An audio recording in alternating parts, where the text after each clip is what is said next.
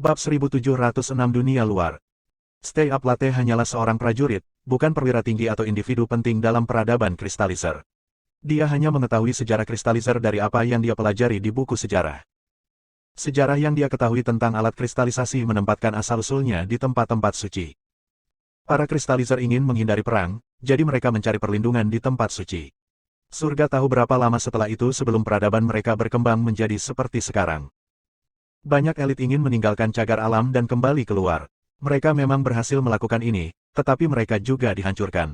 Sesuatu yang buruk terjadi di dalam cagar alam yang mengakibatkan kehancuran seluruh peradaban mereka. Itulah yang menjadi catatan sejarah mereka. Stay Up Latte tidak tahu persis apa yang telah terjadi di tengah kehancuran dan bencana. Itu mempengaruhinya, dan membuatnya tertidur di dalam cairan Geno. Dia tetap di sana dalam keadaan diam sampai Hansen membangunkannya. Stay Up Latte hanya ingat kekuatan yang melewatinya yang membuat segalanya terasa seolah-olah dunia akan berakhir. Dia tidak bisa menahannya dan pingsan. Saat ini, yang tersisa dari alat kristalisasi hanyalah fragmen dan sisa. Hanya reruntuhan yang tertinggal, mengikuti apa yang terjadi. Stay Up Latte mengatakan Crystallizer jauh lebih maju daripada manusia, pada puncaknya. Mereka juga telah berevolusi lebih dari manusia. Bahkan elit seperti dia hanyalah tentara saat itu. Dia berada di pasukan khusus, tapi itu masih membuatnya jauh dari yang terbaik dari yang terbaik. Ada 4 elit Crystallizer, Raja Utara, Raja Timur, Raja Selatan, dan Raja Barat. Selain Raja Timur, yang lain ingin melarikan diri dari tempat suci. Mereka ingin pergi dan merebut kembali tanah yang telah hilang. Tapi para Crystallizer telah pergi dari dunia itu terlalu lama, dan mereka tidak tahu betapa menakutkannya itu. Perkembangan mereka membuat mereka terlalu percaya diri, dan Hansen tahu akhirnya. Manusia adalah suku Crystallizer, atau dengan kata lain, mereka adalah hasil tabung reaksi dari makhluk yang telah disambung dengan gen Crystallizer. Banyak subjek tes yang dianggap sebagai yang terendah dari yang terendah di cagar alam, sehingga mereka diberi kesempatan untuk berkembang. Para Crystallizer berharap untuk menghasilkan ras yang lebih besar yang suatu hari akan membantu mereka merebut kembali tanah yang telah mereka hilangkan. Ada banyak balapan berdasarkan Crystallizer. Beberapa segera dikirim keluar dari cagar alam, tetapi tidak ada yang bisa bertahan lebih dari sebulan. Stay Up Latte ingat ada tempat yang mereka gunakan sebagai kuburan, di mana mereka juga bisa menyimpan pelindung genom mereka. Tetapi setelah bencana, sebagian besar peradaban mereka hancur, dan lokasi tempat itu tidak diketahui olehnya sekarang. Hansen bisa menebak dia sedang membicarakan Hero Spirit Hall. Manusia apa yang mati di sana? Di tengah pertempuran, Hansen bertanya. Stay Up Latte terdiam sejenak sebelum menjawab. Ketika dia melakukannya, dia berkata, makhluk-makhluk itu diberi gen Crystallizer, tetapi penyambungannya juga termasuk gen dari makhluk lain juga. Hasilnya, mereka berbeda. Sepengetahuan aku, manusia tidak mampu mencapai aliansi sebelum bencana. Manusia akhirnya sampai di sana, tetapi itu hanya setelah kejatuhan kita. Sesampai di sana, kamu mulai berkembang biak. Petik 2. Tapi kamu hanya menciptakan satu makhluk. Bagaimana itu bisa berkembang biak? Hansen bertanya. Begitu, ras kamu disebut manusia, tetapi kamu memiliki gen lain di dalam diri kamu. Tetap saja, tubuh kamu tetap setinggi Crystallizer. Gen lain mungkin berasal dari lebih banyak Crystallizer yang berasal dari suku yang berbeda, kata Stay Up Latte. Hansen menanyakan Stay Up Latte sejumlah pertanyaan lain. Hansen khawatir, karena terakhir kali Crystallizer membuka tempat suci, itu tetap terbuka. Jika seseorang membuat baju besi Geno, mereka akan dikirim keluar dari tempat perlindungan. Tidak mungkin untuk menutup tempat suci sekarang, dan sehubungan dengan bagaimana itu bisa dilakukan, hanya 4 raja yang tahu. Tetapi bahkan jika Hansen dan Stay Up Latte tahu cara menutup cagar alam, mereka mungkin tidak akan bisa melakukannya sendiri. Seperti apa dunia luar, Hansen ingin tahu tentang ini. Stay Up Latte tersenyum masam dan berkata, aku tidak tahu. Seperti yang aku katakan, aku hanyalah seorang tentara. Bahkan alat kristalisasi kelas atas tidak tahu banyak tentang dunia luar. Jika ya, mereka tidak akan membuat kesalahan yang mereka lakukan, yang mengakibatkan hampir lenyapnya ras kita. Mereka bersembunyi di tempat perlindungan juga lama, tidak belajar tentang dunia luar. Petik 2. Hansen berpikir mungkin ini masalahnya. Setelah mereka selesai berbicara, dia memutuskan untuk pergi dan menemui Han Yufei. Dia menjelaskan situasinya kepadanya dan menyuruhnya untuk tidak membuat baju besi genonya sendiri. Terlalu banyak elit diketahui telah mati di luar sana, jadi terlalu berisiko baginya untuk melakukannya juga. Tetap saja, Hansen perlu berlatih, dan dia tidak berani melambat. Dia pergi secepat yang dia bisa. Meskipun tempat perlindungan sekarang terbuka, Stay Up Latte mengatakan makhluk dari luar tidak bisa masuk. Tetapi jika itu benar, itu membuat Hansen bertanya-tanya bagaimana Crystallizer akhirnya hancur. Jadi, Hansen tidak merasa terlalu aman berada di dalam tempat suci. Dia terus berlatih. Jika sesuatu terjadi, mengumpulkan banyak kekuatan akan menjadi hal terbaik. Dan Hansen tidak percaya bahwa makhluk dari luar tidak bisa masuk. Jika mereka tidak bisa, lalu bagaimana kucing 9 kehidupan bisa masuk dan mendapatkan begitu banyak otoritas? Petugas itu tidak muncul lagi. Selain berlatih terus-menerus sendiri, Hansen juga menghabiskan waktu berlatih dengan Stay Up Latte dan teknologi Crystallizer. Ia juga menghabiskan waktu mempelajari Heart Eye. Dia menghabiskan sebulan penuh untuk topik itu sendirian. Jika dia harus melawan petugas itu lagi, tidak akan ada banyak risiko. Dia akan bisa menggunakan Heart Eye. Tapi petugas itu tidak muncul. Hansen tidak yakin apakah itu karena petugas itu tahu dia terlalu lemah untuk melawannya, atau apakah dia telah kembali membuat skema baru yang akan memakan waktu lama. Saat Hansen beristirahat, dia meluangkan waktu untuk menyelidiki pedang Raja Barat. Itu adalah baju besi Geno Crystallizer, seperti sarung tangan dan sepatu kristal. Hansen bertanya pada Stay Up Latte apa perbedaan antara baju besi Geno ini dan yang lainnya. Begadang tidak tahu. Dia mengatakan setiap Crystallizer bisa menghasilkan baju besi Geno, tapi hanya 4 raja yang bisa menghasilkan baju besi Geno khusus ini. Sarung tangan Crystallizer dan sepatu Crystallizer memiliki keinginannya sendiri, tapi Western King Sword terlihat seperti tidak bernyawa.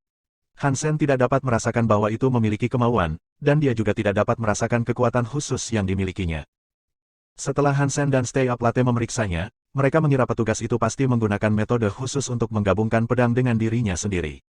Pedang itu mungkin sudah tidak bernyawa karena jauh dari petugas. Hansen tidak ada hubungannya sekarang, jadi dia menggunakan darah Pulse Sutra dan menjatuhkan sedikit darah ke pedang Raja Barat. Inti Geno darah asli telah menjadi bagian dari dirinya. Itu ada di dalam darahnya, dan darah Hansen bisa disebut darah asli. Itu tidak lebih lemah dari inti Geno darah asli yang sebenarnya. Dan saat Hansen tumbuh dan menjadi lebih kuat, itu juga akan berkembang. 1707 bertemu kucing tua lagi. Hansen menaruh setetes darahnya pada pedang Raja Barat. Namun, darah tidak menyebar dan menyatu dengan logam, dan hanya tersisa tetesan di permukaan. Aku tidak percaya ini tidak berhasil. Hansen memotong pergelangan tangannya dan menumpahkan lebih banyak darah asli di atas pedang, dan melakukannya sampai seluruhnya dicat merah. Bahkan setelah digosok, itu tidak berhasil. Hansen menyingkirkan pedang Raja Barat, berharap darah asli akan melakukan sesuatu pada waktunya. Jika ada kemauan, pasti ada jalan, dan Hansen masih belum ingin menyerah. Itu adalah salah satu dari 4 pelindung Raja Kristal, dan dia tidak berpikir akan ada yang kelima. Menurut Stay Up Latte, apakah seseorang memenuhi syarat ditentukan oleh armor Geno yang mereka hasilkan? Tapi perbedaan antara baju besi Geno rata-rata dan baju besi Geno khusus adalah sesuatu yang tidak bisa didefinisikan secara akurat oleh Stay Up Latte. Kebugaran bukanlah pengukuran yang akurat, dan bukan berarti kamu hanya mencapai kebugaran tertentu dan kemudian dapat menghasilkan pelindung khusus. Raja Timur, dari 4 raja, memiliki kebugaran yang tidak terlalu baik selama tahun-tahun sebelumnya. Dia seperti Crystallizer biasa, namun, dia melanjutkan untuk menghasilkan salah satu pelindung Geno khusus. Jadi, tugas pengamat Crystallizer adalah untuk melihat makhluk mereka tumbuh dan mempelajari bagaimana mereka bisa menghasilkan Geno Armors khusus. Tetapi sebelum mereka dapat menemukan yang spesial seperti itu, ras tersebut telah dihancurkan dan dihancurkan. Bahkan para Crystallizer tidak tahu apakah ada yang berkualitas saat ini. Hansen pergi berlatih The Story of Genes. Dia berkembang dengan cepat, dan sepertinya dia mempelajari keterampilan baru setiap hari. Dan melalui itu, kebugarannya meningkat. Meski begitu, masih butuh waktu lama baginya untuk memulihkan kekuatan setengah dewa yang telah hilang. Memasuki tempat perlindungan lagi, Hansen muncul tepat di tempat yang seharusnya. Xie Qingqing masih di sana juga. Meskipun kucing 9 kehidupan telah memberitahunya bahwa darahnya tidak akan membatasinya untuk memasuki tempat perlindungan manapun, dia belum benar-benar tahu bagaimana cara pergi ke tempat perlindungan lainnya, sampai saat ini. Untuk saat ini, dia terjebak di tempat suci Dewa keempat. Namun, Hansen khawatir petugas itu muncul, jadi dia tidak akan tinggal di sana lama. Dia mengobrol dengan Xie Qingqing, dan Roh meminta Hansen untuk mengambil edisi terbaru komiknya. Dia ingin itu diunggah. Kehidupan Hansen telah tenang untuk sementara waktu sekarang. Setelah pertarungan terakhir, petugas dan organisasi Tuhan sepertinya telah ditangani. Dia tidak mendengar apa-apa lagi tentang pergerakan mereka, dan tidak ada berita tentang operasi potensial. Hansen adalah legenda di aliansi, tetapi untungnya dia bukan orang yang bersenang-senang dalam sorotan dan ketenaran seperti itu. Dan sejujurnya, dia bisa mengendalikan seluruh aliansi dengan paksa, jika dia menginginkannya. Meskipun dia belum melakukannya, kekuatan Hansen masih mengirimkan riak ke seluruh aliansi. Keluarga Ji tumbuh lebih cepat dan mantap. Mereka tidak lagi diberi masalah. Beberapa mengatakan itu karena ikatan kuat mereka dengan orang lain, tetapi asosiasi itu tidak ada artinya dibandingkan dengan pengaruh Hansen. Dalam pemilihan berikutnya, Jirwozen berencana mencalonkan diri sebagai presiden lagi.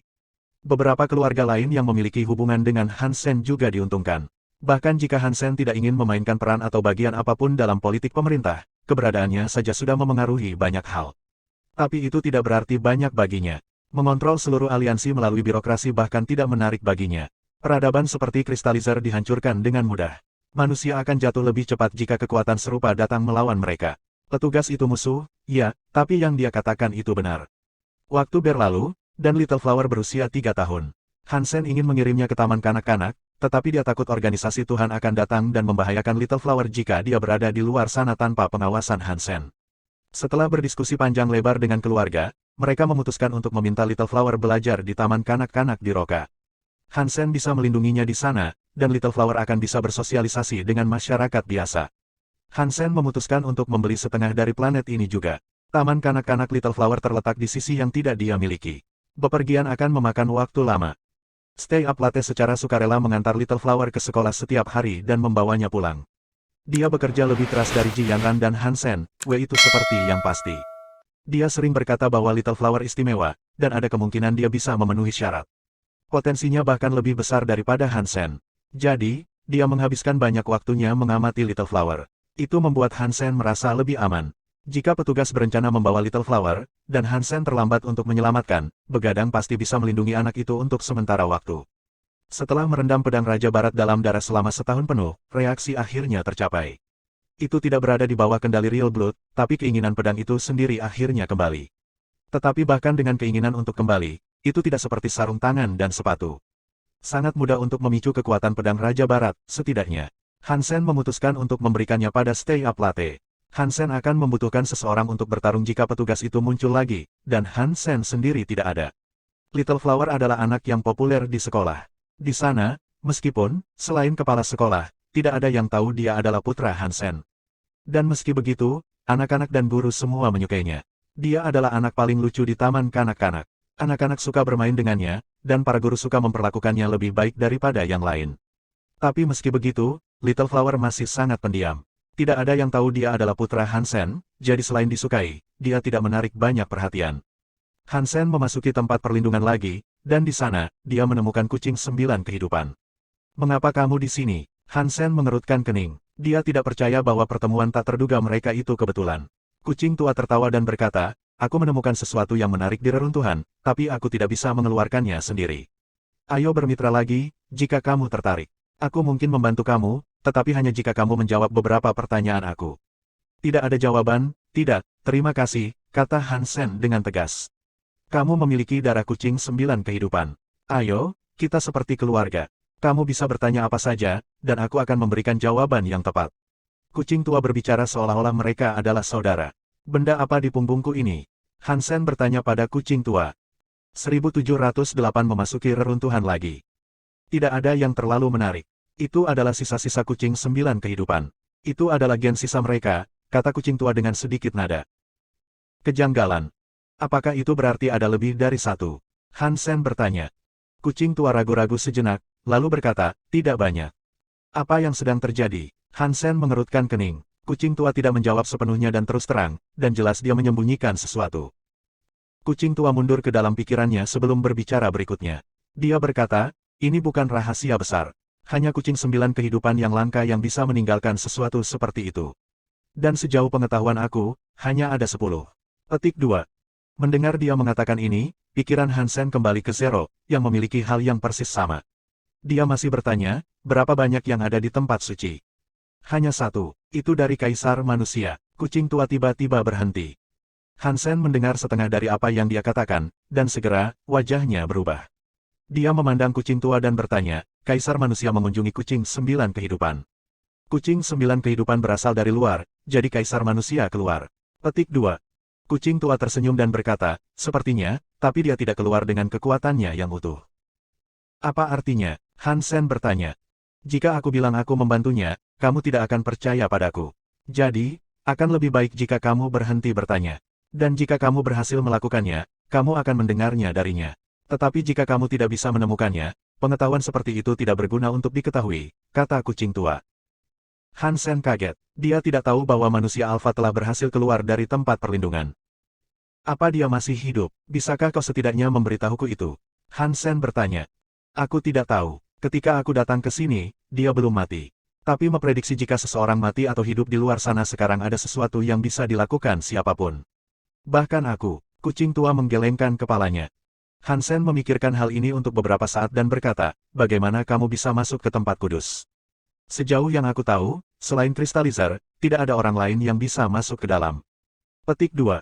Itulah yang paling membuat Han Sen khawatir. Jika makhluk dari luar bisa masuk, seperti yang tampaknya dimiliki oleh kucing tua, maka itu bisa berarti sesuatu yang sangat buruk. Kucing tua sepertinya memahami pikiran Han Sen, dan menjawab, jika tidak ada yang bisa masuk, bagaimana mungkin Feathers ada di sini? Wajah Han Sen berubah. Kucing tua, dengan ekspresi sombong di wajahnya, melanjutkan dengan berkata, tapi jangan khawatir, jika Crystallizer tidak bunuh diri, akan sulit bagi ras lain untuk masuk. Aku masuk ketika Crystallizer membuka tempat suci. Dan ya, alat kristalisasi hampir semuanya mati. Mereka tidak bisa bunuh diri lagi untuk membuka pintu. Petik 2. Apakah kamu menghancurkan Crystallizer? Han Sen bertanya, menatap kucing tua. Apakah aku terlihat mampu melakukan tindakan seperti itu? Kucing tua memperlihatkan cakarnya. Han Sen mengabaikan ejekan itu dan bertanya kepadanya, baiklah, bisakah makhluk lain berhasil lolos? Kucing tua mengangguk, ada yang lain, tapi aku tidak kenal mereka. Sekarang ayo, aku sudah memberitahu kamu semua yang ingin kamu ketahui. Maukah kamu mengikuti aku sekarang? Petik 2. Kenapa kamu tidak memberitahuku untuk apa? Mungkin aku akan mempertimbangkan untuk datang. Han Sen tersenyum. Mengingkari janji terhadap kucing 9 kehidupan bukanlah tindakan yang sangat bijaksana. Pikirkan tentang itu. Kucing tua menyipitkan matanya. Aku berkata aku akan mempertimbangkan untuk ikut. Aku tidak mengatakan aku akan datang atau tidak. Han Sen tersenyum lagi. Kucing tua adalah seorang pembohong profesional, dan Han Sen tidak mau menaruh perhatian mutlak pada semua yang diperintahkan kepadanya. Dan sekarang, ada kemungkinan dia akan terjual habis. Kucing tua melihat bahwa Han Sen benar-benar tidak bergerak, jadi dia menjelaskan reruntuhannya. Kucing tua telah menemukan lab lain dengan ras lain di sana. Itu tidak bangun seperti yang dimiliki Feather, tapi untuk berjaga-jaga, dia ingin meminta bantuan Han Sen. Kucing tua menjelaskan bahwa jika tidak terjadi apa-apa, dia akan mengambil barang itu. Jika sesuatu yang buruk terjadi, maka harta apapun yang mereka temukan akan dibagikan. Han Sen bertanya kepadanya apa yang dia harapkan, tetapi penjelasan kucing itu tidak membuatnya akal baginya. Itu seperti semacam tulang yang mirip dengan yang diambil Han Sen sebelumnya. Apa gunanya mendapatkan tulang seperti itu? Han Sen tidak tahu untuk apa tulang lain itu, jadi sekarang adalah waktu yang tepat untuk bertanya. Mereka tidak berguna di cagar alam, tapi di luar sana, mereka sangat dicari oleh semua. Jika kamu bisa keluar, kamu akan tahu dengan pasti. Kucing tua tidak benar-benar menjelaskan apapun. Han Sen mempertimbangkan gagasan itu lagi, tetapi akhirnya memutuskan untuk mengikutinya. Bagaimanapun, dia cukup penasaran untuk menemukan ras lain. Jadi, apakah kuil hanya memiliki satu dari barang-barang ini, yang dibawa ke sini oleh Kaisar Manusia? Han Sen bertanya. Seharusnya hanya satu, dengan asumsi Kaisar Manusia tidak berbohong, kata kucing tua. Han Sen bertanya kepada kucing tua bagaimana Kaisar Manusia berhasil mendapatkan tulang itu, tetapi dia tidak menerima jawaban. Kucing tua takut memberitahunya. Han Sen berencana pergi sendiri, tetapi Xie Qingqing tidak sengaja mendengar mereka dan ingin pergi. Han Sen tidak keberatan dengan bantuan tambahan, dan Xie Qingqing juga mendekati status Kaisar. Dia akan sangat senang bergaul. Tapi sebelum berangkat, Han Sen kembali ke aliansi. Dia mengambil sarung tangan, tetapi meninggalkan sepatu kristal untuk Ji Yanran jika terjadi sesuatu selama ketidakhadirannya. Mereka bertiga memasuki relik yang pernah dikunjungi Han Sen sebelumnya. Han Sen mengira laboratorium itu adalah yang dia kunjungi sebelumnya, dengan Feather di dalamnya. Tapi meskipun kucing 9 kehidupan membawa mereka ke reruntuhan yang sama, itu bukanlah lab yang mereka tuju. Di mana kamu menemukan benda ini? Han Sen mengerutkan kening. Ada 3 laboratorium lain, dan aku menemukan apa yang aku cari di salah satu lab lainnya. Aku tahu jalan aku, dan jika tidak bangun seperti yang dilakukan Feather, kita akan aman. Kucing tua berbicara saat dia memimpin mereka ke depan. Mereka berjalan mengitari reruntuhan sebentar sebelum mencapai tujuan. Ketika mereka masuk, itu tampak seperti yang pernah dikunjungi Han Sen sebelumnya. Ada banyak alat dan tangki kristal. Laboratoriumnya rusak, ruangan itu dalam kondisi yang buruk, dan banyak peralatan rusak. Banyak tangki kristal juga rusak, sehingga cairannya bocor kemana-mana. Ada sejumlah tubuh dan tulang busuk berserakan. 1709 rumah kaca berubah, subscribe Penatua. Apa ini? Tanya Xie Qingqing, memegangi hidungnya dan melihat ke tubuh dan cairan di sekitar mereka. Mereka adalah makhluk yang ditahan untuk pemujian dan eksperimen. Beberapa adalah prototipe dari sesuatu yang lain, seperti dia. Kucing tua melompat ke salah satu tangki kristal, dan dia berbicara dengan mata tertuju padanya. Hansen dan Xie Qingqing melihat ke arah kucing tua, dan kemudian mengamati makhluk aneh yang ada di dalam tangki. Hansen tidak bisa menjelaskan apa itu. Itu tampak seperti manusia, tetapi serangga pada saat yang sama. Ia memiliki anggota tubuh manusia, tetapi kepalanya memiliki mata lalat, dengan banyak lensa. Dan sementara anggota badannya seperti manusia, persendiannya adalah milik serangga. Itu terlihat sangat aneh. Itu hanya serangga yang menjijikkan. Setelah Old Chat mengatakan itu, dia melompat ke tangki dan mulai menamparnya dengan cakar. Dia jelas bermaksud untuk membukanya. Apakah kamu siap? Hidup atau mati? Tidak masalah, memenggal kepalanya secepat mungkin, kata kucing tua kepada Hansen. Iya, Hansen setuju Pang. Tangki kristal pecah, dan cairan serta manusia serangga itu keluar. Hansen tidak mengucapkan sepatah kata pun.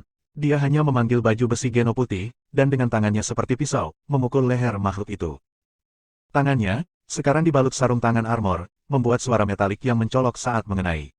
Kekuatan Hansen dan baju besi Geno hanya mampu membuat sedikit lecet di lehernya. Untungnya, Bugman tidak menunjukkan reaksi. Sepertinya sudah mati. Tapi untuk amannya, Hansen memberikan 100 potongan lagi sampai dia bisa memecahkan cangkangnya.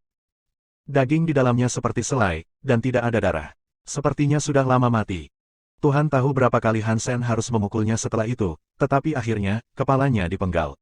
Saat mengerjakannya, dia berpikir, benda ini sangat sulit. Syukurlah, itu sudah mati. Jika tidak, ini akan menjadi masalah yang cukup banyak. Petik 2. Hansen, menurut ketentuan kesepakatan kita, jika sudah mati saat kita menemukannya, barang yang kita cari adalah milik aku. Kamu akan menahan akhir dari tawar-menawar kami, benar. Kucing tua melihat kepala manusia serangga itu jatuh dan dengan cepat melompat ke atasnya untuk berbicara. Baik, terserah dirimu. Hansen tidak berencana mencuri darinya, jadi dia hanya berjalan mundur beberapa langkah dan memperhatikan kucing tua itu. Dia sangat ingin melihat apa yang akan dia dapatkan. Kucing tua menggunakan cakarnya untuk menggaruk baju besi manusia serangga itu. Retakan yang dalam langsung terbentuk, dan itu membuat Hansen cukup terkejut. Hansen tahu kucing tua tidak lemah, tetapi tindakan yang baru saja dilakukannya agak mengejutkan. Bahkan jika Hansen menggunakan sarung tangan, dia tahu dia akan kesulitan untuk memecahkan cangkangnya. Itu tidak akan mudah. Kucing tua jelas jauh lebih kuat daripada yang dia biarkan, dan jauh lebih kuat dari perkiraan Hansen. Cakar kucing tua lebih tajam dari pisau bedah, itu pasti. Dalam waktu singkat, dia mengupas makhluk itu hingga terbuka. Dan tak lama kemudian, menarik kembali cakar yang memegang sesuatu yang hijau. Apa itu? Sebuah batu. Hansen melihat tepat ke item di tangan Old Chat. Itu adalah nyali. Kucing tua tampak sangat senang mendapatkan nyali yang tampak seperti batu giok. Hansen tidak melihat di mana kucing itu meletakkannya, tapi dia tetap bertanya, mereka terlihat seperti batu, bukan organ. Untuk apa mereka sebenarnya? Hansen bertanya. Ini barang bagus. Kamu akan tahu semuanya setelah kamu keluar. Dengan keadaanmu sekarang, kamu tidak akan mengerti. Setelah Old Chat menggali nyali, dia mengakhiri pencariannya. Dia melompat dan berkata, ayo pergi, tidak ada yang tersisa. Xie Qingqing, sementara itu, merasa tidak enak dengan ini. Dia berkata, selagi kita di sini, bukankah kita harus menjelajahi tempat aneh ini lebih dalam? Menurutmu apakah kita datang ke sini untuk melihat-lihat? Kamu akan mati jika menjelajah lagi. Kucing tua memutar matanya dan mulai berjalan keluar. Hansen dan Xie Qingqing saling memandang, dan kemudian mengikuti kucing tua, sehingga mereka dapat dibawa kembali ke tempat mereka berasal. Mereka bertiga berjalan melewati rumah kaca, dan saat mereka melewatinya, kucing tua berjongkok sedikit dan bertanya, apakah kamu menyentuh barang-barang di sana? Kami bersamamu. Kamu tahu bahwa kami tidak mengambil apapun. Xie Qingqing berkata. Kucing tua, apa yang terjadi? Hansen bertanya, melihat di seberang rumah kaca. Seseorang telah menggali tanah. Kucing tua menatap bumi yang terganggu. Han melihatnya juga. Itu seperti kuburan yang baru digali, dengan tanah bercampur aduk di mana-mana. Kamu tidak mengerti ini, kan? Hansen bertanya, dengan cemberut. Jika ya, mengapa aku bertanya? Old Chat membantah dengan marah. Jika bukan kamu atau kami berdua, mungkinkah ada makhluk lain di sekitar? Dan jika itu tidak memungkinkan, mungkin benda yang terkubur itu menggali jalan keluarnya sendiri, kata Xie Qingqing. Hansen dan Old Chat tampak murung. Tidak peduli apa masalahnya, ini adalah berita buruk. Ayo pergi dari sini. Setelah Old Chat mengatakan itu, dia mulai berlari. Hansen dan Xie Qingqing juga ikut lari. Mereka lari sebentar, tapi akhirnya wajah mereka jatuh. Mereka telah berlari puluhan mil, tetapi mereka tidak berhasil melarikan diri dari sekitarnya. Mereka menemukan bahwa mereka telah berjalan dalam satu lingkaran, berakhir di rumah kaca dan lubang baru. Itu memberi mereka perasaan yang sangat buruk. Mereka melihat sekeliling, tapi semuanya tenang. Sepertinya tidak ada apapun di sana yang hidup. Dongsuan Aura Hansen tidak bisa merasakan kehadiran makhluk lain. Tapi mereka terdiam dan pergi untuk memeriksa lubang yang dalam. Teruskan, kucing tua menyuruh mereka untuk terus berjalan, dan itulah yang mereka lakukan. Namun, kali ini mereka berjalan lebih cepat.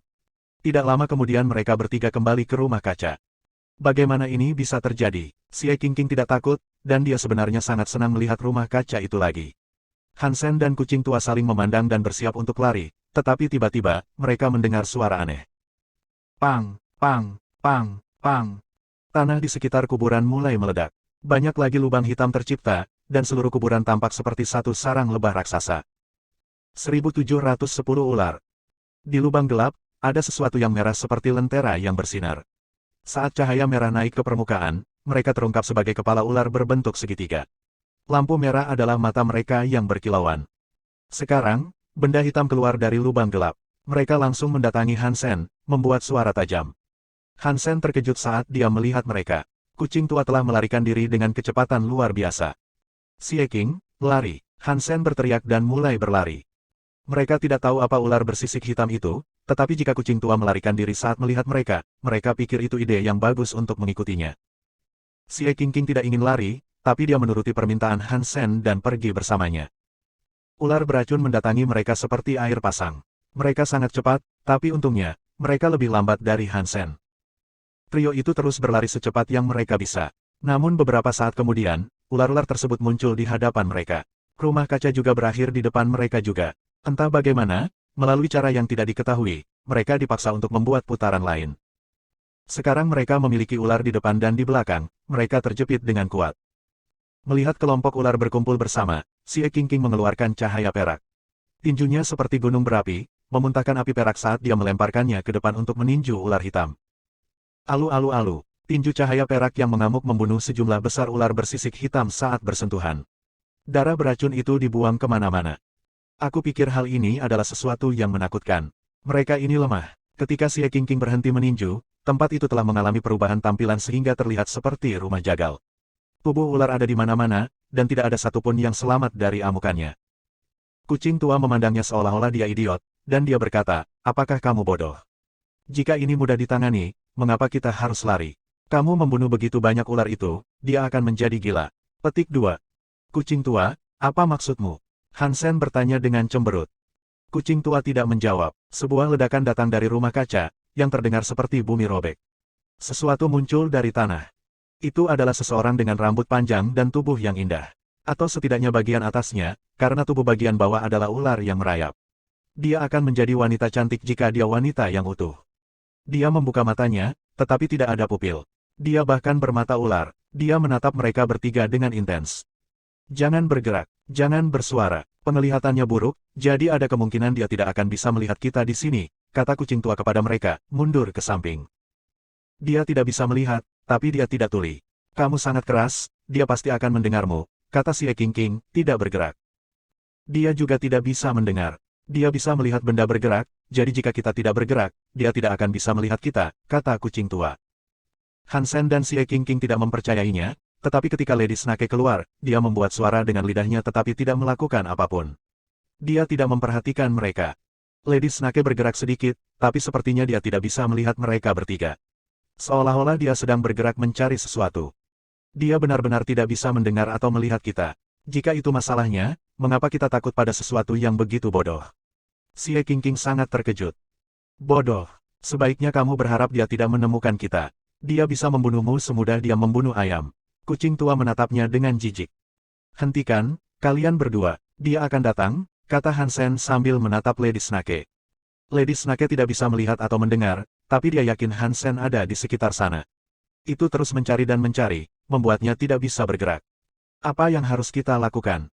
Dia akan bertemu kita cepat atau lambat. Dan ketika itu terjadi, kita tidak punya pilihan selain pindah, kata Hansen. Dia tidak bisa mendengar dan tidak bisa melihat. Mengapa kita tidak segera menyingkirkannya saat dia terlalu dekat? Xie Qingqing berkata. Kucing tua tertawa dan berkata, tidak ada yang menghentikanmu untuk mencoba. Jika kamu ingin mati, jadilah tamuku, aku akan lari. Petik 2. Bagaimana kita melarikan diri? Hansen bertanya. Kucing tua tertawa dan berkata, aku tidak tahu. Tapi menilai dari cara dia menelusuri, dia akan bertemu denganmu lebih dulu. Dan saat dia sibuk dengan kalian berdua, aku bisa memiliki kesempatan untuk lari. Petik 2. Kamu benar-benar tidak tahu malu. Hansen menatapnya dengan tajam. Kedengarannya ide yang bagus, tapi meski begitu, kamu tidak bisa pergi dari sini sepenuhnya. Dia akan memburu kamu, dengan satu atau lain cara. Jika kita semua akan mati, mengapa kita tidak bekerja sama, menemukan kelemahannya, dan membunuhnya melalui kerja sama? Petik 2. Kucing tua berkata, tidak. Kita tidak bisa melawannya. Aku sudah tua, dan aku masih ingin hidup lebih lama.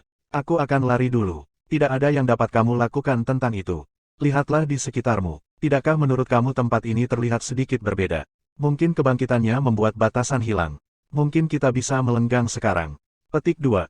Baik, jika kamu ingin kabur, mengapa kamu tidak memberitahu kami apa itu? Kata Hansen. Kucing tua memandang Lady Snake, dan kemudian berkata, jika aku benar, benda ini adalah makhluk baru. Satu digabungkan dengan naga. Dia memiliki kekuatan naga, dan dia memiliki gen makhluk itu. Itu membuatnya semakin menakutkan. Apa kelemahan mereka? Hansen bertanya. Aku sudah bilang, penglihatan dan pendengarannya sangat buruk, kata kucing tua. Dan, bagaimana kita membunuhnya? Hansen menekan. Haha, naga adalah ras bangsawan, dan salah satu dari mereka dapat dengan mudah menghancurkan suku dan keluarga orang lain. Di mana ahli kristalisasi menemukan naga, aku tidak tahu. Tapi menurutku kamu tidak bisa membunuhnya. Akan lebih baik jika kamu memutuskan siapa di antara kamu berdua yang lebih suka mati dulu. Siapa tahu, mungkin salah satu dari kalian bisa keluar sementara yang lain dianiaya. Kucing tua terdengar sangat dengki. Setelah itu, Lady Snake datang tepat di depan mereka. Jika dia menyelinap di lingkaran lain, dia pasti akan menabrak mereka. Dia juga akan memukul si King lebih dulu, menilai dari posisinya. Ketika Lady Snake hanya berjarak 30 meter dari si King, roh itu berkata, jika dia sekuat yang dikatakan kucing, aku akan mencoba dan menangkisnya sementara kamu menghentikannya. Ingatlah untuk mengunggah komik aku. Petik 2. Hansen ingin mengatakan sesuatu, tetapi monster itu tiba-tiba berubah arah. Itu seharusnya mengenai si King, tapi sekarang akan mengenai kucing tua sebagai gantinya. Oh, sial, mata kucing tua membelalak. 1711 Old Chats waktunya untuk bersinar, subscribe Penatua. Melihat Lady Snake yang cantik datang ke arahnya, kucing tua memikirkan banyak pilihan dengan sangat cepat. Dia tidak bisa memikirkan cara untuk keluar dari kesulitan itu. Kakak Han, bukankah kamu mengatakan kita harus menemukan cara untuk menyingkirkannya? Aku punya ide, kata kucing tua pada Hansen. Hansen dan si King tertawa dan berkata, maaf. Kami telah berubah pikiran sekarang. Kamu benar, hidup itu lebih penting.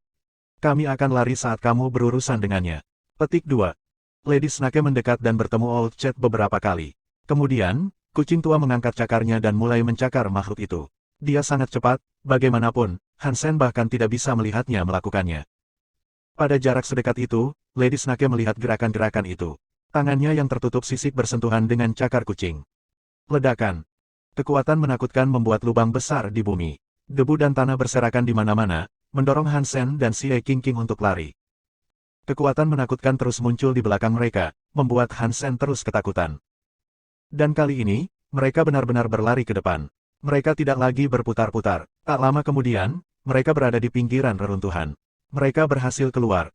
Aku tidak menyangka Suaka Dewa keempat menjadi habitat makhluk yang luar biasa kuatnya. Bahkan Kaisar tidak bisa melawan mereka, kata si King, saat dia merasakan bumi bergoyang dan bergoyang. Kaisar tidak berarti apa-apa bagi mereka. Hansen berdiri di luar reruntuhan. Itu sangat gelap di sana, tetapi kamu masih bisa melihat kekuatan yang mendatangkan malapetaka. Hanya ada dua makhluk yang bertempur di bawah sana, tetapi kamu dapat segera mengetahui bahwa itu adalah pertempuran yang buruk. Apakah kita benar-benar akan meninggalkan kucing itu? Si King bertanya. Dengan kekuatan yang kami miliki, kami tidak dapat membantu. Setelah Hansen mengatakan itu, dia mendengar seekor kucing mulai menjerit. Kemudian kekuatan menakutkan dengan cepat mulai keluar dari cekungan. Oh tidak, kucing tua tidak bisa melawannya. Mereka datang lewat sini. Lari, Hansen berteriak, dan keduanya lari dengan kecepatan lebih cepat.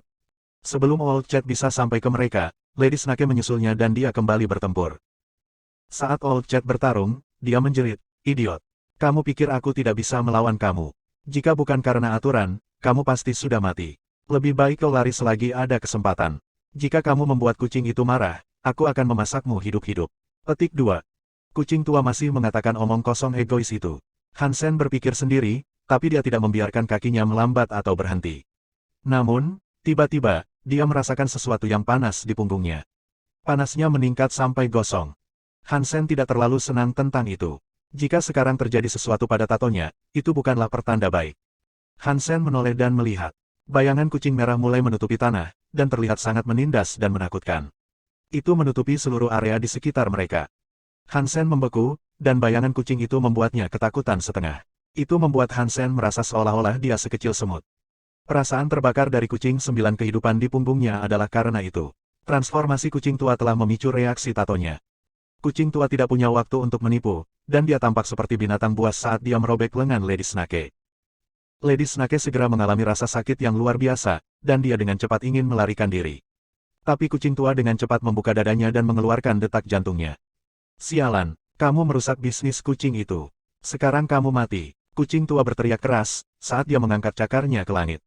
Lady Snake kemudian dicabik-cabik, dan tidak ada tulang yang tersisa.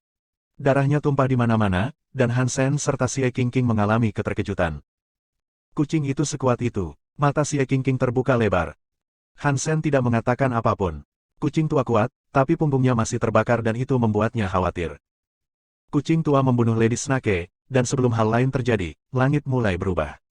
Matahari hitam muncul di atas mereka, membesar. Itu seperti lubang hitam yang berputar, semakin besar di langit. Dan saat itu tumbuh lebih besar, kekuatan hisap mulai terwujud. Kucing tua yang menakutkan tidak bisa menahan kekuatan dari kekuatan hisap itu, dan dia ditarik menuju lubang hitam. Dia menggunakan cakarnya untuk menggali ke dalam tanah dan melawannya, tetapi usahanya terbukti tidak berguna. Cakar itu menciptakan tanda hambat yang panjangnya beberapa mil, tapi tubuhnya masih pul tanpa penangguhan hukuman. Hisapan tampaknya tidak mempengaruhi apapun. Bahkan pohon-pohon di dekat kucing tua tidak bergoyang lebih dari rata-rata, dan sepertinya hanya kucing tua yang terpengaruh. Tapi sepertinya tidak ada orang lain yang bisa merasakan hisapannya, dan sekarang, tato 9 kehidupan kucing Hansen bersinar merah. Dia merasakan isapannya kemudian, dan dia mulai terbang ke arahnya seperti magnet.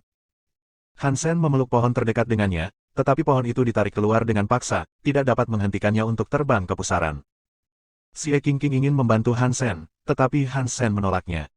Jika itu bisa menyedot kucing tua, maka Si Qingqing pasti akan ditarik masuk. Katakan pada semua orang aku akan menemukan jalan kembali. Katakan pada mereka untuk berhati-hati. Sebelum Hansen bisa menyelesaikan pidatonya, dia tersedot ke dalam lubang hitam. Kucing tua menjerit sepanjang jalan, tapi dia tidak bisa menahan kekuatannya. Dia akhirnya tersedot juga. Mereka sudah pergi. Lubang hitam, seolah telah menyelesaikan misinya setelah akuisisi kucing tua, menghilang. Dan kemudian, daratan kembali normal. Hansen merasa seolah-olah dia telah dilemparkan ke mesin cuci. Dia terus berguling-guling, dan dia tidak tahu berapa lama waktu yang dibutuhkan sebelum mosi itu berhenti. Pang! Hansen merasa seolah-olah dia baru saja dilempar dengan kasar dari tempat tidurnya dari tidur nyenyak.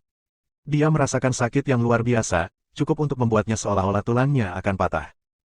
1712 planet KT. Di alun-alun, ada musik yang dimainkan. Ada air mancur, dan ada patung yang menggambarkan kucing. Itu berdiri di ketinggian 40 meter, dan itu terletak tepat di tengah alun-alun. Sepertinya itu terbuat dari emas.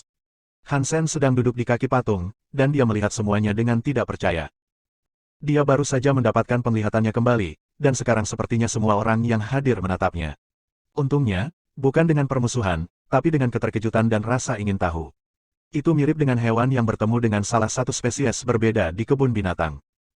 Apa yang paling tidak bisa dipercaya tentang kerumunan itu adalah bahwa mereka kebanyakan terlihat seperti manusia. Tetapi kepala mereka memiliki telinga kucing, dan pantat mereka memiliki ekor. Muridnya juga seperti kucing. Mereka bulat dan imut, sisa tubuh mereka praktis manusia. Orang-orang kucing semuanya berpakaian dengan cara masing-masing. Ada beberapa dengan pakaian anggun, beberapa dengan pakaian sederhana, beberapa dengan pakaian seksi, dan beberapa dengan pakaian yang sangat gagah.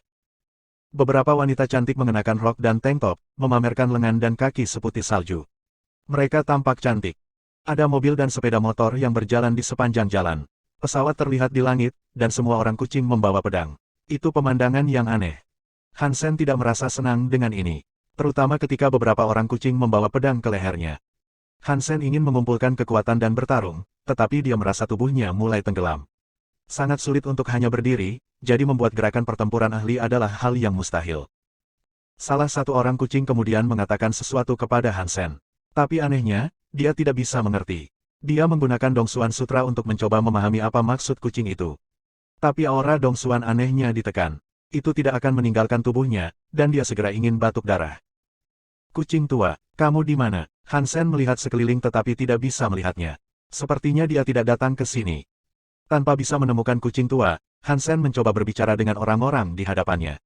Tetapi mereka tampaknya tidak berbicara dalam bahasanya. Orang-orang kucing yang tampak seperti tentara membawa Hansen ke konstruksi yang tampak seperti penjara dan melemparkannya ke dalam sel. Hansen tidak yakin apa yang sedang terjadi, dan tubuhnya tertekan. Dia tidak bisa bertarung, jadi yang bisa dia lakukan hanyalah duduk dan menonton tanpa daya. Orang-orang kucing tampak sangat beradab. Mereka sama sekali tidak terlihat buas atau membunuh, jadi dia tidak khawatir, setidaknya. Apa yang sedang terjadi? Hansen bertanya-tanya saat dia duduk di sel penjara. Tempat itu sangat berbeda dari yang dia bayangkan. Hansen mengira akan tiba di tempat yang mengerikan ketika dia meninggalkan tempat suci. Dia pikir akan ada monster yang mengerikan di sekitar, ingin merobek tubuhnya, membutuhkan pertempuran terus-menerus untuk bertahan hidup. Dia berharap dia akan berlari untuk hidupnya, setiap hari. Tapi ini sangat berbeda dari apa yang dia bayangkan, dan itu bertentangan dengan semua yang diyakini Hansen tentang luar. Apakah ini benar-benar dunia luar?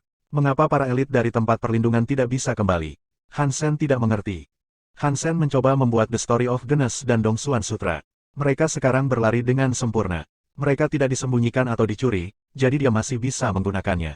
Tapi masalahnya, kekuatan di dunia luar sangat besar. Mereka membuat Hansen merasa kerdil dan sangat lemah. Dia menyadari dia bahkan tidak bisa lagi terbang. Ada hisapan kuat yang membatasi kekuatannya. Orang-orang kucing tampak beradab, dan meskipun dia mungkin dikurung, setidaknya dia tidak disiksa. Tidak ada yang mengambil barang-barangnya juga. Dan kucing yang tampak seperti sipir bahkan membawakannya makanan. Hansen tidak bisa keluar. Dan dia juga tidak bisa berbicara dengan mereka. Jadi, dia tetap di penjara di mana dia berada, mempraktikkan apa yang dia bisa. Dia berharap akhirnya bisa menghasilkan baju besi Geno. Kemana perginya kucing tua? Kami melewati pusaran yang sama, jadi kemana dia bisa pergi? Hansen sekarang berharap kucing tua bisa membantunya. Jika dia tidak menerima bantuan dari satu-satunya orang yang dia kenal di sini, dia dikacaukan. Selama beberapa hari berikutnya, beberapa orang kucing datang untuk mencoba dan berbicara dengannya. Sayangnya, mereka tidak dapat menjalin komunikasi apapun. Dan selama ini, Hansen dikunci di sel yang sama. Hansen melihat banyak orang kucing yang berbeda, tetapi yang paling mengejutkan adalah mereka semua memiliki pelindung Geno. Dan mereka semua memiliki rasio kekuatan 1:1 dengan armor. Namun, penahanannya tidak berlangsung lama. Seminggu kemudian, Hansen dibawa keluar dari selnya dan dibawa ke ruang interogasi. Setelah memasuki ruangan, mata Hansen terbuka lebar. Di dalam kamar, seorang wanita cantik duduk di seberang meja. Dia mengenakan seragam putih, rambut dan telinganya seputih salju. Bahkan ekornya juga, dia terlihat sangat cantik, dan dia mengisi seragam dengan sangat baik. Kakinya dipajang, dan terlihat bagus dan panjang. Orang luar, dari mana kamu berasal? Mengapa kamu di planet KT? Apa yang kamu inginkan? Polisi wanita kucing cantik itu bertanya pada Hansen dalam bahasa khusus. Itu bukan bahasa yang Hansen ketahui, tapi untuk beberapa alasan, dia bisa mengerti. Sepertinya wanita itu memiliki semacam kekuatan khusus. Aku dari planet Roka. Aku memasuki lubang hitam dan entah bagaimana berakhir di sini, kata Hansen. Wanita kucing cantik itu mengerti, tapi dia sepertinya tidak tahu di mana planet Roka berada. Dia menatap Hansen, dan setelah beberapa saat terdiam, dia berkata, "Oke. Menurut hukum planet KT, kami harus melakukan pengujian dan meminta kamu memantaunya untuk beberapa saat lagi, terutama saat kamu bekerja. Ketika kami telah mengonfirmasi bahwa kamu dapat berperilaku baik, kami dapat mempertimbangkan untuk mendapatkan kamu tempat tinggal. Ayo, lakukan tes. Kami dapat melihat apa yang dapat kamu lakukan." Petik 2. Setelah itu, wanita kucing itu membuka pintu. Hansen mengikutinya melalui itu. Segalanya menjadi jauh lebih baik daripada prediksi paling kotornya. Jika ini adalah dunia luar, tidak terlalu menakutkan. Dan orang-orang kucing itu tampak agak baik.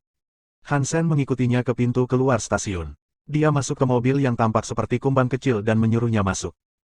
"Nama aku Lance, dan di sini, aku akan bertanggung jawab atas tugas pekerjaan kamu. Kamu bisa bertanya apa saja yang kamu mau. Apakah kamu keberatan memberitahu aku berapa level baju besi Geno kamu?" Wanita kucing cantik itu mulai mengemudi ketika dia menanyakan hal ini. "Aku belum memiliki baju besi Geno," jawab Hansen. Lance sangat terkejut, dan dia membuka lebar matanya saat melihat kembali pada Hansen. Kamu sudah cukup tua, dan kamu bahkan belum memiliki baju besi Geno. Kamu berasal dari ras apa? Kenapa kamu sangat lemah? Petik 2. 1713 mulia. Lemah. Hansen tersenyum masam. Hansen ingin membantah, tetapi komunikator Lance berdering, memotongnya. Dia mengambilnya dan berkata, ini Lance, silakan. Petugas Lan, silakan pergi ke pabrik baja di barat. Sesuatu telah terjadi di sana, kata suara tergesa-gesa di ujung lain telepon. Aku akan berada di sana dalam 5 menit, jawab Lance, ekspresinya menjadi tegang. Lansen memandang Hansen, lalu memikirkan sesuatu. Tapi detik berikutnya, dia membalikkan mobil dan melaju ke arah lain. Sangat jarang melihat mobil di aliansi, dan Hansen belum pernah memiliki kesempatan untuk duduk di dalamnya. Itu cukup keren, menyaksikan keterampilan mengemudinya yang mulus. Mobil itu juga sangat cepat di jalanan. Dan karena dia menyalakan sirene, mobil di sekitarnya akan bergerak untuk membiarkannya lewat. Dengan sirene dan keterampilan mengemudinya yang gila, Lance benar-benar berhasil mencapai pabrik dalam 5 menit. Ada lebih banyak lagi polisi kucing di sana, semuanya mengepung daerah itu. Mereka semua dibalut baju besi Geno, dan sulit untuk membedakan satu sama lain. Duduklah di sini dan jangan bergerak. Jika kamu kabur, hukum planet KT meminta kami menghukum kamu dengan berat. Lance keluar dari mobil dan menutup pintunya. Lalu, dia pergi ke tengah keriuhan. Aku harus mengikutimu. Aku tidak tahu tempat ini, dan aku orang luar. Aku benci jika ada kesalahpahaman, kata Hansen, keluar dari mobil setelahnya. Lance mengangguk dan berkata, oke. Tapi kamu harus melakukan apa yang aku katakan dan jangan membuat gerakan tiba-tiba. Petik 2. Ya, Hansen setuju. Dia bisa mencium sesuatu yang sangat berdarah datang dari penggilingan, dan dia ingin melihat apa yang telah terjadi. Hansen mengikutinya. Polisi sepertinya tahu siapa dia, dan tidak ada yang bergerak untuk menghentikannya. Dengan tergesa-gesa, dia memasuki penggilingan. Namun, begitu mereka masuk, Hansen mengerutkan kening. Itu bukanlah penggilingan yang sangat besar, tapi ada banyak mayat berserakan di lantainya. Mayatnya juga tidak utuh. Banyak dari mereka telah dibelah, dan anggota badan serta kaki tersebar di mana-mana. Itu adalah pemandangan yang mengerikan. Mayatnya juga milik orang kucing. Mereka tampak seolah-olah telah dicabik-cabik, dan tidak ada kerusakan pada mayat-mayat yang dipotong rapi dan ditangani dengan senjata.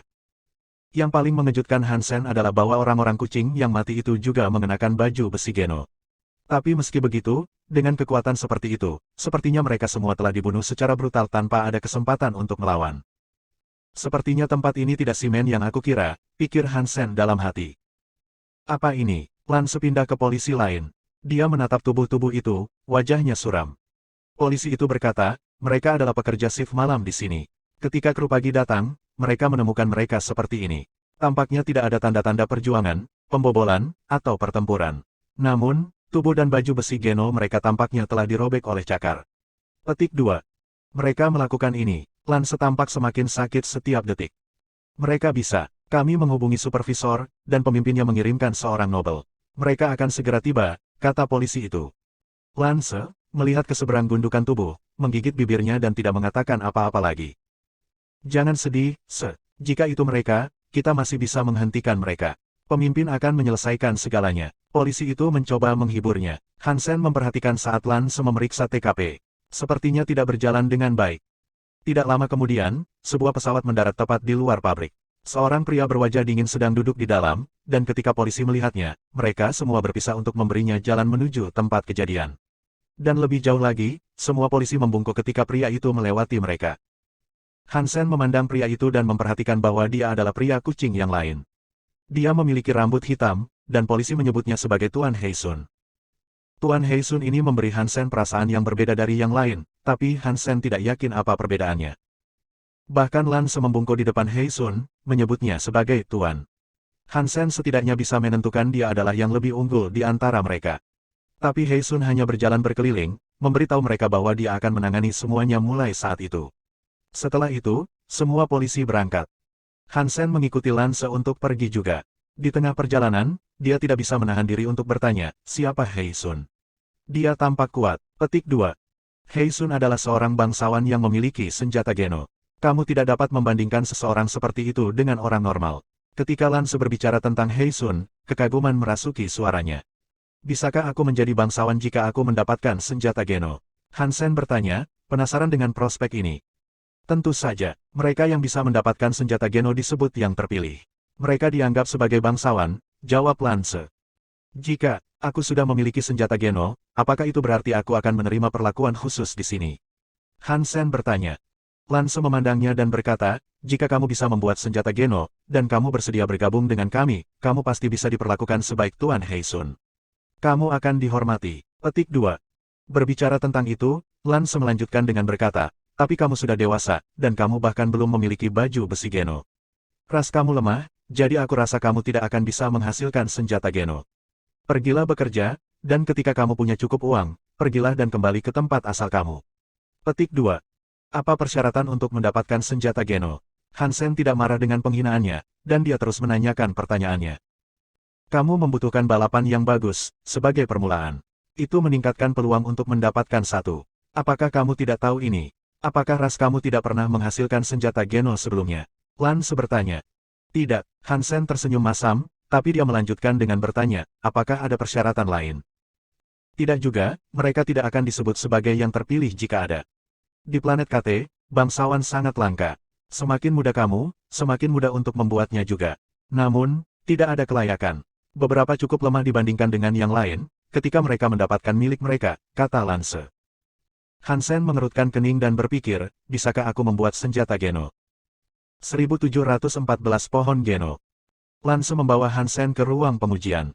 Dia ingin menguji kebugarannya dan melihat pekerjaan seperti apa yang layak dia lakukan. Han Sen mengira planet KT menyerupai masyarakat modern, jadi metode pengujiannya juga harus menyerupai aliansi, di mana semua tes dilakukan melalui berbagai peralatan. Namun, ketika Han Sen masuk, dia segera menyadari bahwa anggapannya salah. Ruang tes hanya memiliki satu lobi, dan tidak ada ruangan yang layak yang penuh dengan peralatan. Ada meja setengah lingkaran dengan vas di atasnya. Sebuah pohon kecil ditanam di dalamnya, dan kulit pohonnya gelap. Ia tidak memiliki daun dan tampak agak mati. Lusinan orang sedang mengantre, dan Lance menyuruh Han Sen untuk pergi dan bergabung dengan mereka. Han Sen memperhatikan seorang pria di depan melangkah ke meja dan mengulurkan tangannya. Dengan belati, dia memotong jarinya untuk mengeluarkan setetes darah. Dia membiarkan tetesan itu jatuh ke pohon yang ditanam, dan ketika cairan itu mendarat di kulit kayu, tanaman itu seolah-olah adalah spons. Itu dengan cepat diserap. Dan kemudian, hal yang lebih aneh terjadi. Pohon mati yang menyerap darah pria itu hidup kembali. Tapi dia tidak menumbuhkan daun. Di seberang pohon, bunga merah mulai bermekaran. Mereka tumbuh dengan cepat seperti lonceng merah, di semua dahan. Itu cukup indah. Han Sen melihat dan menghitung berapa banyak bunga merah yang ada. Ada 23 dari mereka, dan semuanya merah. Kekuatan bunga 23. Itu tidak buruk untuk orang biasa. Jenis elemen api mengambil sebagian besar pekerjaan, kata Lance. Petugas Lan, berapa kekuatan bunga yang layak? Han Sen tidak tahu banyak tentang metrik tersebut. Satu bunga adalah satu bunga. Dengan apa kamu perlu membandingkannya? Lance memandang Han Sen. Han Sen tidak mengatakan apapun. Itu terlihat seperti aliansi, tetapi berbeda dalam beberapa hal. Dengan cepat, lonceng mulai mati. Akhirnya, tidak ada yang tertinggal, dan pohon itu kembali ke keadaan mati. Setelah itu, orang lain yang antri mengujinya, satu persatu. Sama seperti pria itu, mereka akan meneteskan sedikit darah mereka ke kulit pohon. Pohon itu akan segera mekar dengan warna berbeda dan jumlah bunga berbeda setiap saat. Hanya orang dewasa yang datang ke klinik, dan mereka masing-masing memiliki sekitar 20 bunga. Warna yang dilihat Han Sen termasuk merah, kuning, biru, hijau, ungu, putih, hijau muda, dan hitam. Mereka adalah elemen mereka. Giliran Han Sen untuk ujian berikutnya. Dia pergi ke meja dan memotong jarinya, seperti yang dilakukan orang lain. Dia membiarkan setetes darah jatuh ke pohon. Han Sen ingin tahu berapa banyak bunga yang bisa dia buat. Di aliansi, kebugarannya telah mencapai 100.000 poin. Tetapi angka-angka itu berbeda dari metrik bunga, jadi angka itu tidak terlalu berguna dibandingkan dengan ini. Orang planet KT hanya berhasil mendapatkan sekitar 20 bunga, jadi dia tidak berpikir dia akan bisa mekar banyak. Namun, tidak banyak orang yang datang untuk menguji. Han Sen dan Lance pergi ke TKP, jadi mereka datang terlambat. Ada 2 orang planet KT lagi di belakang Han Sen, jadi hanya ada 4 orang di klinik sekarang. Lance melihat ke pohon itu. Tidak banyak orang dari ras berbeda di sana, jadi dia ingin tahu apa yang akan ditunjukkan oleh Han Sen kecil. Ketika Han Sen menjatuhkan darahnya ke pohon, tidak ada perbedaan langsung antara dia dan yang lainnya. Pohon itu mulai mekar. Bunganya berwarna putih, jadi elemennya belum ditentukan. Tapi jumlah bunganya cukup menyedihkan. Dia hanya mekar 11 bunga, dan itu berarti kebugarannya setara dengan 11 bunga. Itu jauh lebih buruk daripada rata-rata orang dewasa di planet KT. Lance melihat kebugaran Hansen dan hanya menggelengkan kepalanya. Membiarkannya bekerja dengan kebugaran seperti itu seperti menempatkan seorang anak di pabrik keringat. Akan sangat sulit mencarikan pekerjaan untuknya. Kesebelas bunga putih itu mulai mekar. Mereka sangat cantik. Warna mewakili elemen, sedangkan jumlah bunga mewakili kekuatan. Lemah, pikir Hansen. Tapi dia tidak terlalu kesal. Dia bersiap untuk skor rendah, dan itu jauh lebih baik dari yang dia harapkan. Dia pikir dia akan mati di sana. Ketika Hansen turun dari meja, dia mendengar suara bel. Dia melihat ke bawah, dan 11 bunga bergetar dan berdentang. Hansen tidak tahu apa yang sedang terjadi. Ketika orang-orang dari planet KT diuji, semua bunga mereka telah mati saat mereka turun dari meja. Hansen mengira dia mungkin telah membuat kesalahan ambil, jadi dia dengan cepat beralih ke Lance. Mata Lansen terbuka lebar, tertuju pada bunga yang berdering. Dia tampak membeku karena terkejut. Ketika dua orang di belakang mereka mendengar bunga Hansen berdering, mereka tampak sangat terkejut. Sebelumnya, ketika mereka hanya melihat 11 orang yang tak bernyawa, mereka memandangnya dengan jijik. Pohon untuk ujian itu disebut pohon Geno. Itu menggunakan gen untuk bertahan hidup. Bunga-bunga yang mekar di atasnya menunjukkan kekuatan dan elemen siapapun yang menaruh darah di atasnya. Warna adalah elemennya, dan angka adalah kekuatan. Biasanya, itulah yang terjadi. Akan tetapi, sangat jarang hal lain dapat terjadi. Jika pohon menikmati gen yang diberikannya sangat banyak, ia mungkin meminta lebih banyak. Dering itu adalah permohonan untuk lebih banyak gen Hansen dan pernyataan bahwa mereka benar-benar luar biasa.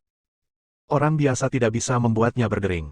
Orang-orang mengatakan seorang bangsawan dengan senjata Geno bisa membuatnya berdering, tapi para bangsawan tidak pernah menguji di depan rakyat jelata, dan validitas klaim tidak bisa diverifikasi. Jika seorang pemuda tanpa baju besi Geno bisa membuat cincin bunga, ada kemungkinan besar suatu hari dia akan mendapatkan senjata Geno dan menjadi bangsawan sendiri. Itu bukan jaminan 100%, tapi itu pasti peluang 50-50. Ada peluang lebih tinggi daripada yang ada untuk rakyat jelata, setidaknya. 1715 nama di makam, subscribe Penatua. Aku tidak tahu. Gen kamu bagus jika kamu berhasil membuat cincin bunga. Lance memberitahu Hansen saat mereka pergi. Jika aku memiliki gen yang baik, apakah itu berarti aku memenuhi syarat untuk pekerjaan yang baik? Hansen tersenyum. Meskipun aku ingin memberimu pekerjaan yang bagus, kamu terlalu lemah. 11 bunga akan melarang kamu melakukan sesuatu yang setengah sopan. Lance kemudian bertanya, apa rasmu, bolehkah aku bertanya? Manusia, kata Hansen.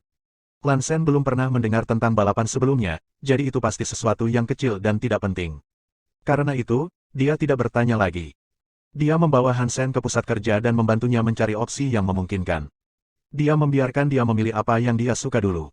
Orang normal tidak diberi perlakuan semacam ini, tapi gen Hansen telah membuat lonceng berbunyi. Itu membuat Lance memandangnya, jadi dia bersedia membiarkan dia memilih. Tidak pasti apakah dia bisa menghasilkan senjata Geno, tetapi orang mengagumi makhluk yang lebih unggul. Dan ini adalah kewenangan Lance untuk mengabulkannya. Hansen melihat apa yang tersedia untuknya, tetapi yang bisa dia lihat hanyalah sesuatu yang setara dengan mencuci piring. Pekerjaan seperti itu tidak membutuhkan keterampilan atau kekuatan. Tidak ada opsi apapun di sini yang benar-benar disukai Hansen, dan tidak ada yang akan menantang.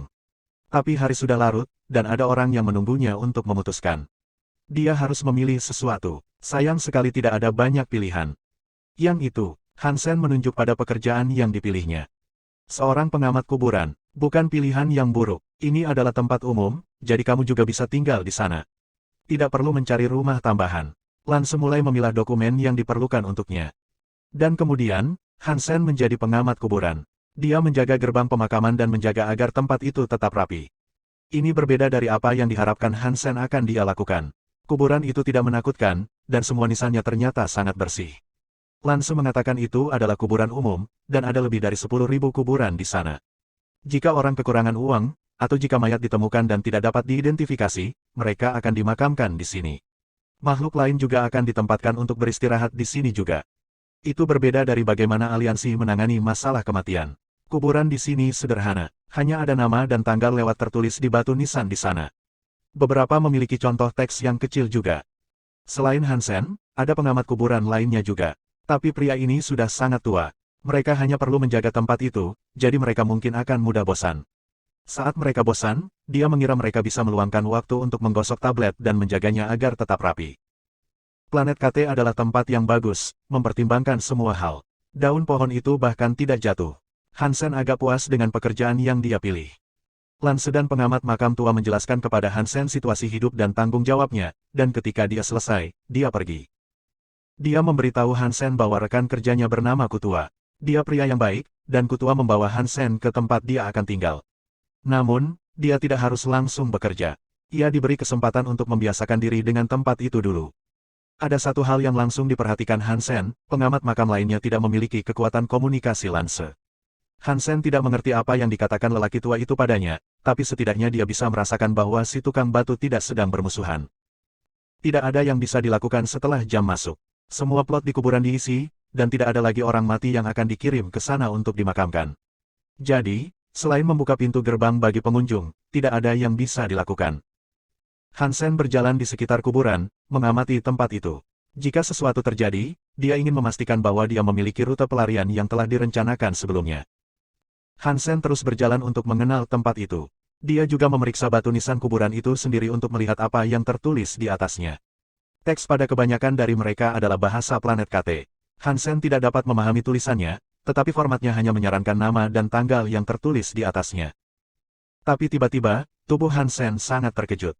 Dia melihat satu nisan dengan nama Han Jinzi tertulis di atasnya. Hansen dengan cepat berjalan untuk melihat lebih dekat, dan itu benar-benar dikatakan Han Jinzi. Dan teks itu yang digunakan oleh manusia purba.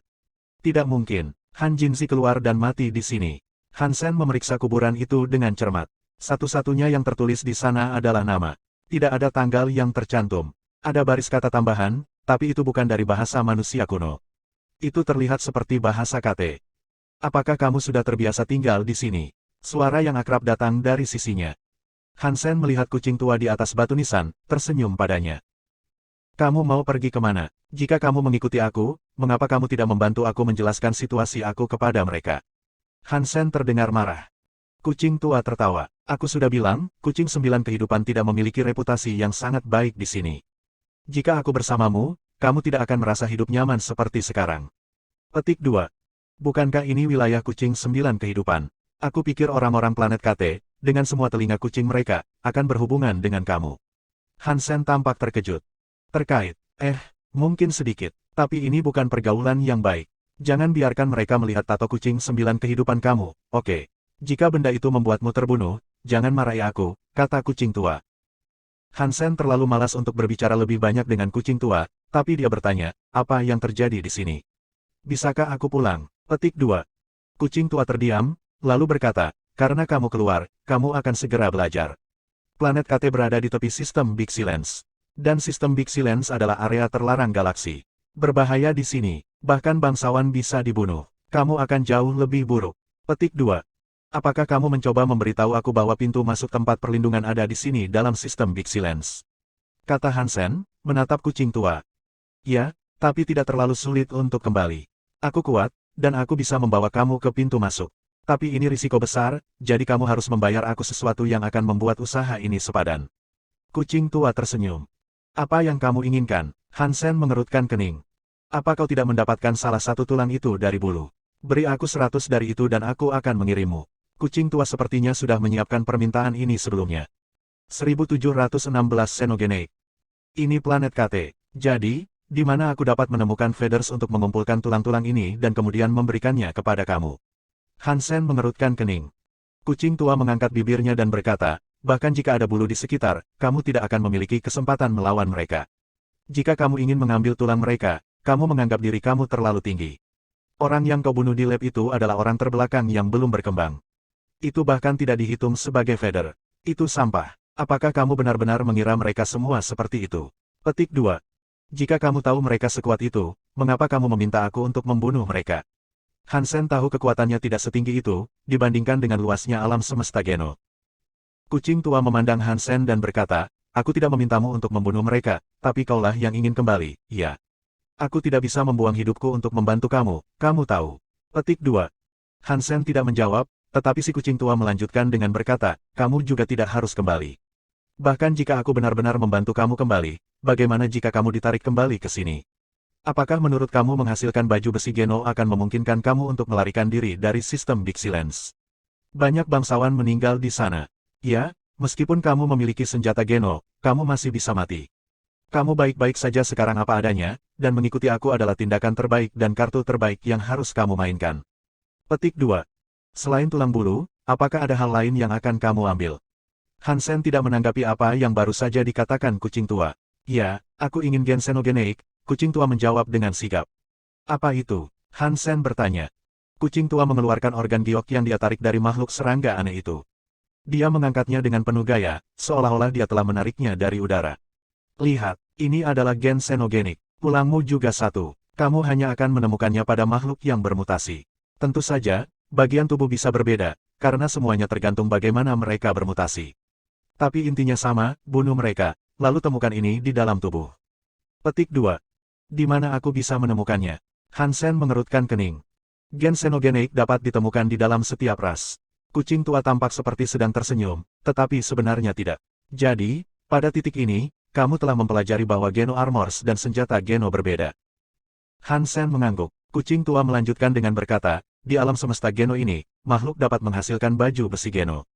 Beberapa cukup beruntung untuk dipilih, dan ketika mereka menghasilkan baju besi Genonya, mereka dapat berevolusi menjadi dua hal yang berbeda. Mereka dapat membuat senjata Geno atau mengubah tubuh mereka. Petik 2. Hansen diam-diam berkata, itu berarti mutasi itu setingkat dengan senjata Geno, kan? Iya, apakah makhluk itu xenogenik atau memiliki senjata Geno, ia akan memiliki kekuatan gen super. Jika kamu tidak memiliki salah satu dari itu, kamu tidak dapat menyakiti mereka. Kamu hanya perlu fokus pada pembuatan baju besi Geno, dan lihat apakah lebih jauh lagi kamu dapat menghasilkan senjata Geno. Tanpa senjata Geno, hanya sedikit yang dapat kamu lakukan. Dan tentu saja, selalu ada kemungkinan kamu berakhir dengan xenogenik. Tapi masalah terbesar adalah saat xenogenik berkembang, mereka kehilangan akal sehat dan menjadi bermusuhan dan membunuh. Kucing tua tertawa. Hansen tidak mengajukan pertanyaan tentang itu, berpikir itu tidak ada gunanya. Tanpa baju besi Geno, dia tidak akan bisa membunuh xenogenik. Bantuan terbesarnya saat ini adalah sarung tangan Raja Utara. Itu adalah senjata Geno, tapi itu bukan miliknya. Dia tidak bisa menggunakannya sebaik para bangsawan bisa menggunakan yang mereka kembangkan secara alami. Apa maksud kata-kata itu? Hansen menunjuk ke kuburan Han Jinzi. Kucing tua melihat dan berkata, pembohong terbesar di alam semesta, Han Jinzi. Setelah membacanya, kucing tua menganggapnya menarik, tertawa, dan berkata, benar-benar sebuah prasasti yang mencolok. Menurutmu apakah itu manusia yang dikubur di sini? Hansen bertanya pada kucing tua. Kucing tua menggelengkan kepalanya dan berkata, kurasa tidak. Tidak banyak orang yang bisa meninggalkan cagar alam. Menurut aku ini kemungkinan besar adalah kristaliser. Petik 2. Hansen tidak percaya bahwa nama dan prasasti itu terdengar seperti Han Jinzi. Hansen tidak bisa menggali kuburan. Dia tidak takut melakukan penggalian, tapi ini bukan aliansi. Jika orang-orang di planet KT mengetahuinya, dia mungkin akan dikirim ke penjara. Dan ketika makhluk mati di sini, mereka dikremasi.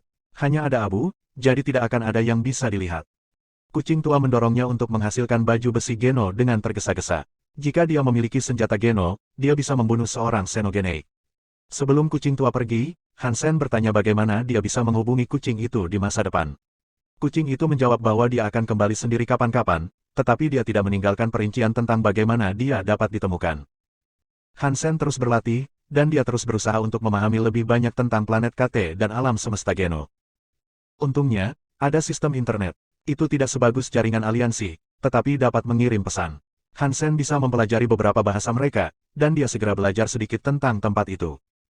Karena xenogenik selalu ingin membunuh, alam semesta berada dalam bahaya. Dan kamu tidak pernah tahu kapan seseorang akan menjadi salah satu dari mereka. Tapi begitu seseorang menjadi xenogenik, mereka tumbuh jauh lebih kuat.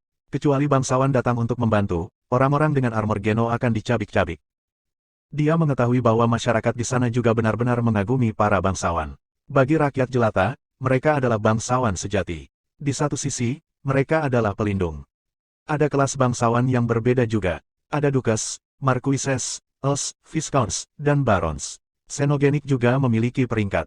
Hansen hanya menemukan judul-judul ini di internet, dan sejauh ini dia tidak dapat mempelajari perbedaan di antara keduanya. Tapi ada satu hal yang diketahui Hansen dengan pasti. Jika dia menemukan xenogeneik sebelum dia menghasilkan baju besi Geno, dia akan dibunuh. Sepertinya aku perlu membuat baju besi Geno dengan cepat. Hansen bekerja sebagai pengamat kuburan, tetapi berlatih The Story of Genes, Dongsuan Sutra, dan Bloodpush Sutra kapanpun dia bisa. Namun, sebagian besar energinya habis untuk The Story of Genes. Itu adalah yang tercepat untuk berlatih, jadi itu akan menjadi cara termudah baginya untuk menghasilkan baju besi Geno. 1717 kontras. Orang luar itu benar-benar membuat pohon Geno berbunyi. Di kantor manajer Black Gold Group, Hartman bertanya kepada bawahannya dengan kaget. Para bawahan dari grup emas hitam itu adalah dua orang di belakangnya dalam ujian. Aku berjanji itu kebenaran. Aku mendengarnya, seorang bawahan dengan cepat menjawab. Apakah kamu tahu siapa dia dan di mana dia tinggal? Hartman bertanya. Makhluk yang bisa membuat cincin bunga memiliki peluang 50% untuk berkembang. Jika Hansen menjadi bangsawan, dia akan menjadi karakter yang sangat seksi. Black Gold Group membutuhkan seseorang seperti itu. Jika mereka bisa merekrutnya, itu akan sangat bagus untuk Hartman. Aku tidak yakin, tetapi aku tahu bahwa dia berada di perusahaan Lance. Dan ketika mereka pergi, dia bahkan bepergian dengan mobil Lance. Karena alasan yang jelas, aku tidak bisa mengikuti, kata bawahan itu. Seseorang yang dikenal petugas LAN. Itu seharusnya mudah. Hartman membiarkan bawahannya selesai dan kemudian memutar nomor. Dia menelepon Departemen Keamanan.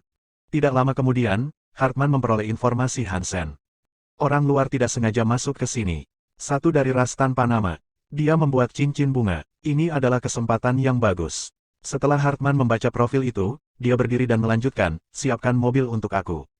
Aku akan pergi ke kuburan. Petik 2. Hansen saat ini berada di ruang keamanan, mempelajari bahasa. Dengan tingkat kecerdasannya, dia dapat mulai berbicara bahasa tersebut hanya dalam beberapa hari. Dia mungkin tidak fasih, tapi kutua setidaknya bisa mengerti semua yang dia coba katakan. Hansen berpikir dia hanya perlu melakukan percakapan sederhana, tetapi dia ingin mempelajari lebih banyak informasi dari internet. Ini menuntutnya untuk mempelajari lebih banyak bahasa. Komunikator Hansen menelepon dengan suara oldku. Hansen, seseorang menelepon. Dia bilang dia manajer Black Gold Group dan dia mencarimu. Petik 2. Hansen melihat gambar CCTV dan melihat ada seorang pria bertelinga kucing hitam berdiri di luar kuburan. Dia berpakaian bagus. Hansen bingung. Dia tidak mengenal siapapun di sini, jadi mengapa beberapa manajer datang mencarinya. Dia tahu dia tidak bisa lepas dari pertemuan semacam ini, dan jika sesuatu akan terjadi, dia akan bersiap menghadapinya daripada menghindar. Jadi, dia bangun untuk pergi dan bertemu dengan Hartman. Kamu Tuan Hansen, sangat menyenangkan untuk berkenalan. Aku adalah manajer untuk Black Gold Group. Nama aku Hartman. Ini kartu aku. Hartman tampaknya termasuk tipe yang rendah hati, saat dia memberikan kartunya dengan kedua tangannya. Hansen menerimanya. Dia bisa membaca hal-hal sederhana dari bahasa KT, dan dia memang manajer Black Gold Group. Mengapa kamu mencari aku? Hansen bertanya pada Hartman, menatap ke arahnya. Hartman dengan cepat menanggapi dengan mengatakan, aku ingin mengundang kamu untuk bergabung dengan grup Black Gold. Aku ingin kamu menjadi anggota tim berburu kami. Black Gold Group adalah entitas yang kuat di planet KT, dan kami akan memberi kamu banyak uang. Petik 2. Hansen mengerti apa yang dikatakan pria itu, tetapi dia belum punya waktu untuk menyelidiki faksi planet ini. Dia tidak tahu siapa atau apa kepanjangan dari Black Gold Group. Tetapi Hansen tahu bahwa di alam semesta ini, banyak perusahaan memiliki grup berburu sendiri. Banyak yang hanya bertugas berburu xenogeneik. Kelompok-kelompok itu tidak selalu termasuk bangsawan, dan banyak yang seluruhnya terdiri dari prajurit biasa. Mereka sering disebut sebagai pion.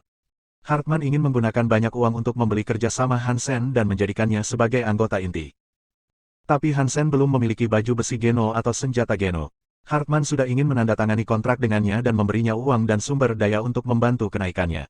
Dengan begitu, ketika Hansen benar-benar menghasilkan baju besi Geno atau senjata Geno, mereka akan menandatangani kontrak lain yang akan membuatnya menjadi anggota yang tepat dari tim pemburu. Sepertinya tim sedang mencari untuk memesan Hansen sebelum dia memasuki pasar. Mereka ingin membeli prospek masa depannya. Mereka merencanakan ke depan.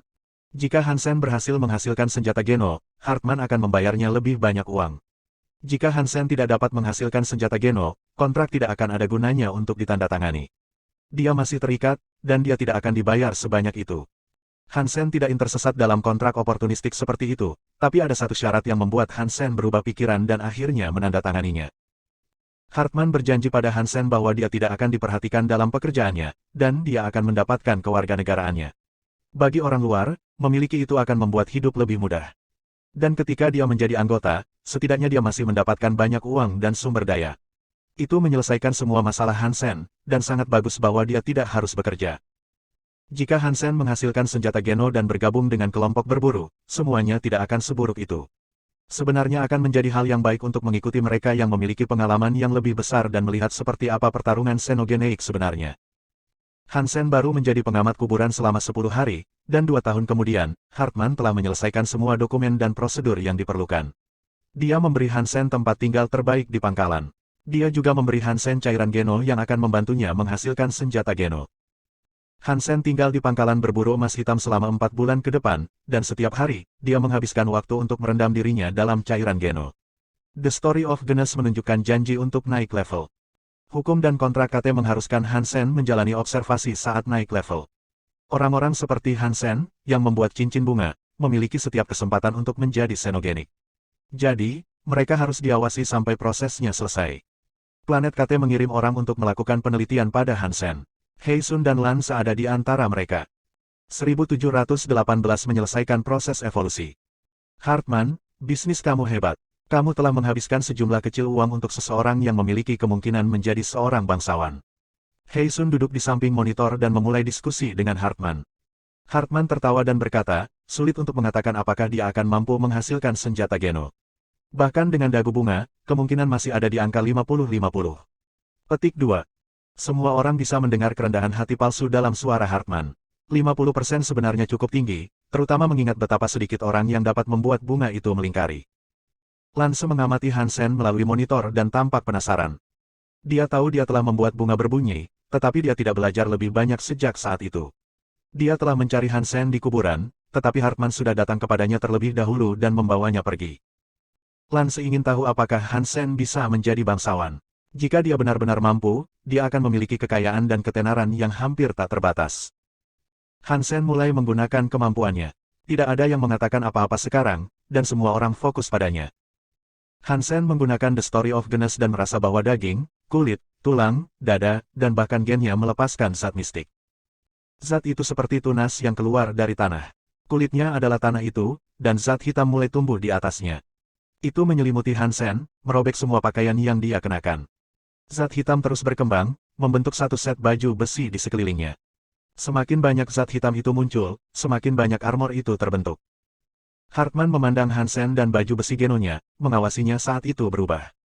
Telapak tangannya berkeringat mengantisipasi. Dia telah menghabiskan cukup banyak uang untuk Hansen, dan jika evolusi ini gagal, Hartman akan kehilangan cukup banyak langkah yang diambilnya.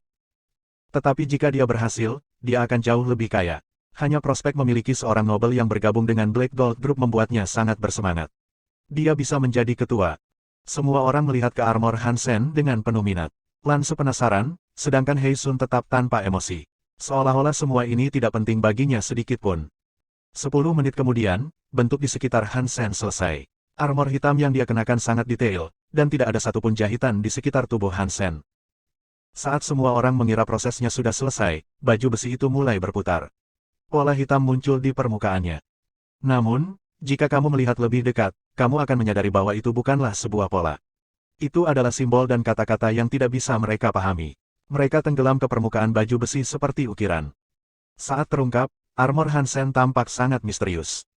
Tidak heran dia membuat bunga berbunyi. Aku belum pernah melihat satu set baju besi terlihat seperti ini dari jarak jauh, kata Hartman. Menghasilkan baju besi Geno selalu merupakan tontonan yang aneh, tapi dia mengira Hansen juga bisa menghasilkan senjata Geno. Heisun masih tidak mengucapkan sepatah kata pun. Dia terus melihat Hansen dan baju besi Genonya.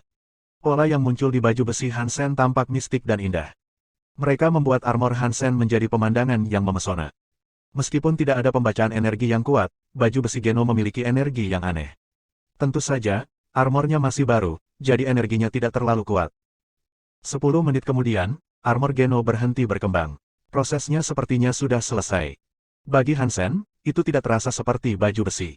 Itu benar-benar terasa seperti bagian dari tubuhnya sendiri, menghasilkan aliran tenaga yang sangat besar.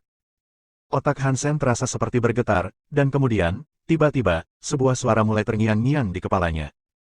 Proses evolusi selesai. Hansen kaget mendengar ini. Itu adalah suara yang sama yang dia dengar sepanjang waktu di tempat suci, dan dia pikir itu adalah sesuatu yang hanya dimainkan di dalam tempat suci. Dia kaget ternyata masih ada, bahkan di luar sini. 1719 Gen Xenogeneik, Subscribe Penatua. Hansen melihat informasi yang tersedia di internet, tetapi dia tidak dapat menemukan orang lain yang terkait dengan cagar alam tersebut. Sepertinya tidak ada orang lain di KT. Hansen ingin tahu apakah semuanya berjalan seperti yang mereka lakukan di cagar alam. Dari mana asal Gen? Apakah ada jiwa binatang yang bisa didapatkan? Hal-hal seperti itu. Ketika Hansen keluar dari ruang pelatihan, semua orang telah pergi.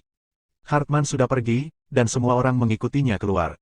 Mereka tidak senang Hansen gagal, dan mereka tidak mau menandatangani kontrak lagi dengannya. Tapi kontraknya masih belum berakhir, dan meski tahu Hartman tidak lagi menginginkannya, dia tahu dia masih harus tinggal sampai syarat kontrak selesai dan habis. Namun, ketika Hansen keluar, Lance ada di sana. Dia telah menunggunya di luar. Ketika Hansen mendekatinya, dia berkata, "Kamu tahu nomor teleponku. Jika kamu membutuhkan lebih banyak pekerjaan, hubungi aku. Kuburan masih memiliki tempat kosong untukmu." Petik 2. Lance tahu Hartman tidak ingin mempertahankan Hansen lebih lama dari yang seharusnya karena dia belum menjadi bangsawan. Dan dia takut Hansen mungkin mengambil langkah putus asa untuk bertahan hidup yang dapat membahayakan planet KT. Dia bersimpati padanya, dan itulah sebabnya dia membuat tawaran itu. "Terima kasih, petugas Lan." Hansen sebenarnya merasa sangat tersentuh. Kembali ke kamarnya, dia melihat pintu terbuka. Seseorang sudah memindahkan barang ke dalam ruangan. Sekretaris Hartman, yang mengenakan sepatu hak tinggi dan berdiri dengan tangan disilangkan, tampaknya mengawasi langkah itu. "Sekretaris Lena, apa yang terjadi?" Hansen bertanya dengan cemberut. Sekretaris itu mengayunkan ekor hitam dan putihnya, dan dengan tangan masih terlipat, dia berkata, "Maaf, tapi tidak ada cukup ruang di pangkalan. Sungguh sia-sia membiarkanmu tinggal sendirian di ruangan ini. Jadi, manajer akan memberi kamu tempat lain di mana kamu bisa tinggal dengan teman sekamar." Petik 2. Hansen tahu bahwa dia telah gagal dan Hartman tidak lagi ingin berinvestasi padanya. Dia tidak bisa tinggal di kamar terbaik lebih lama lagi, dan keuntungannya akan sangat berkurang. Hansen tidak punya apa-apa, jadi dia hanya mengambil beberapa pakaian ekstra dan berjalan keluar ruangan. "Sekretaris Lena, di mana kamar baruku?" dia bertanya. "Aku terlalu sibuk untuk mengantarmu ke sana. Ini kamar 702. Pergi ke sana sendiri." Lena tidak memandang Hansen. Dia bertingkah sangat berbeda dari sebelumnya. Hansen tidak keberatan. Dia baru saja mengambil barang-barangnya dan meninggalkan ruangan, menuju lantai 7. Lantai 7 adalah tempat tinggal kelompok berburu. Tapi itu hanya kamar asrama biasa, tempat 4 orang tidur bersama. Ketika Hansen mencapai 702, tidak ada orang di sana. Dia mengatur kamar dan mendapatkan kunci sendiri untuk tempat itu, lalu dia mandi dan berganti pakaian. Pakaian lamanya telah dihancurkan, jadi dia berjalan-jalan dengan baju besi genonya. Memakainya tidak menghabiskan energi seperti yang ada di cagar alam, tetapi dia tidak benar-benar perlu mengenakannya saat itu. Setelah mandi, Hansen menemukan tempat kosong untuk meletakkan beberapa barang miliknya. Yang mengejutkan Hansen, ketika dia menyentuh tulang yang dia temukan dengan kucing tua, dia mendengar permainan pengumuman. Gen xenogeneik ditemukan. Kucing tua telah memberitahunya bahwa tulang-tulang itu berguna di luar tempat perlindungan, tetapi dia tidak mengira kata-kata kucing tua itu dikonfirmasi secepat ini. Bagaimana cara menggunakan ini? Hansen memeriksa tulang itu, tidak sepenuhnya yakin bagaimana dia mendapatkan poin geno yang dikandungnya. Hansen menjalankan keterampilannya, tetapi tulangnya tetap tenang. Dia memberikan setetes darah asli, tetapi juga tetap diam. Suara dari tempat suci itu hanya berbicara sekali, dan sekarang sunyi. Apapun itu tidak dapat membantu Hansen lagi. Apakah aku harus makan ini untuk membuatnya bekerja? Hansen mencoba menggigit tulang, tetapi tulang itu sangat keras, giginya hampir hancur berkeping-keping.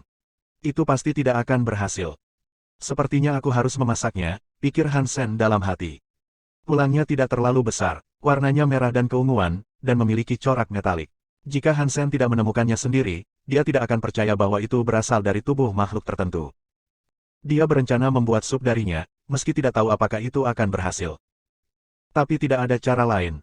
Hansen ingin setidaknya mencobanya, jadi dia membeli kompor kecil dari sebuah toko dan membawanya kembali ke tempat tinggal. Kembali ke tempat tinggal, Hansen mengisi panci dengan air dan memasukkan tulang ke dalamnya.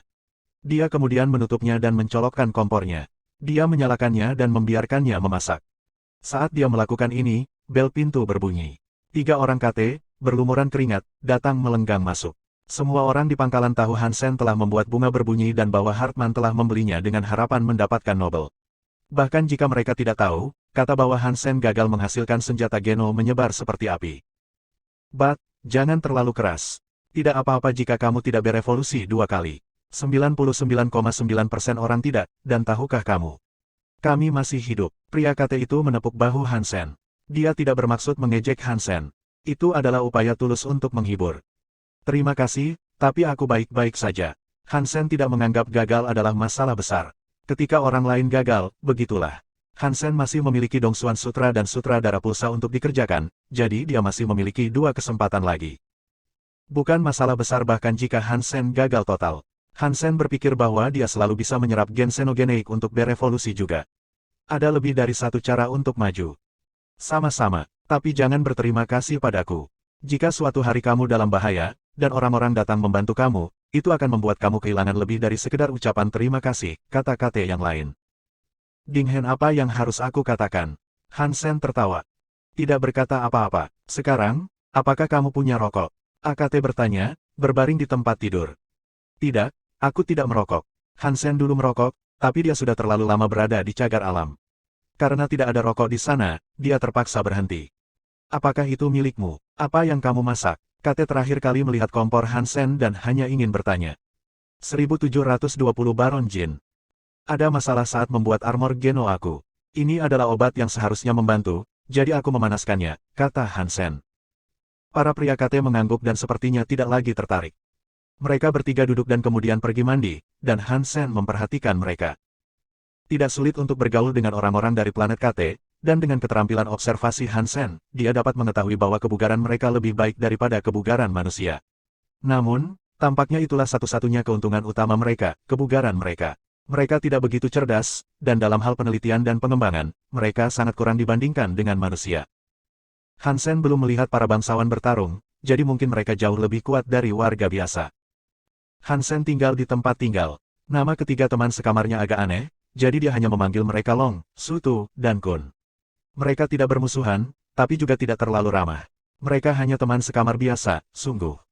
Hansen tidak terburu-buru membuka kompor, jadi dia menunggu sampai keesokan harinya, ketika 3 orang lainnya keluar, untuk menghentikan kompor dan mengangkat tutupnya. Itu mengeluarkan embusan aroma dan uap. Saat dia mengendusnya, Hansen memperhatikan baunya seperti darah. Dia tahu bahwa pemasak mungkin tidak berpengaruh pada tulang yang keras. Tapi sekarang setelah dia melihatnya, dia benar-benar terkejut. Semua air menjadi keunguan dan merah. Baunya seperti darah, dan berbusa. Hansen tahu itu seharusnya tidak mungkin, karena ketika darah direbus, biasanya menjadi padat.